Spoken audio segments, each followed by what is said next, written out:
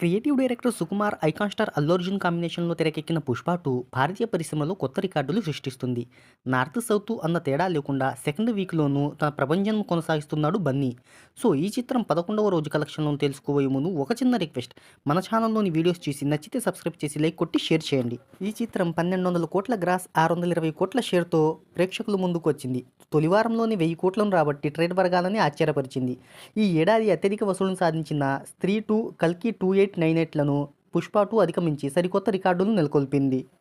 11వ రోజు హాలిడే అవ్వడంతో 2 తెలుగు రాష్ట్రాల్లో 17 కోట్లు, హిందీలో 57 కోట్లు, తమిళనాడులో 4 కోట్లు, కర్ణాటక ప్లస్ రెస్ట్ ఆఫ్ ఇండియాలో 3 కోట్లు, ఓవర్సీస్‌లో 10 కోట్ల చొప్పున మొత్తంగా వరల్డ్ వైడ్‌గా 92 కోట్ల వసూళ్లను సాధించింది. సో, 11 రోజుల్లో ఈ చిత్రం ప్రపంచవ్యాప్తంగా 1,290 కోట్లను రాబట్టింది. హిందీలో 'పుష్ప 2' సంచలనం సృష్టిస్తుంది. హిందీలో నెట్ కలెక్షన్లు 550 కోట్ల మార్క్‌ని క్రాస్ చేయగా, గ్రాస్ 600 కోట్లకు పైమాటే అని అక్కడ ట్రేడ్ వర్గాలు చెప్తున్నాయి. సో, అంతేకాదు కొండంత బ్రేక్ ఈవెన్ టార్గెట్ అయిన 620 కోట్ల షేర్‌ను కేవలం 11 రోజుల్లోనే అందుకొని, భారతీయ సినీ చరిత్రలో ఆ స్థాయి బిజినెస్‌ని రికవరీని అందుకున్న తొలి చిత్రంగా 'పుష్ప 2' నిలిచింది.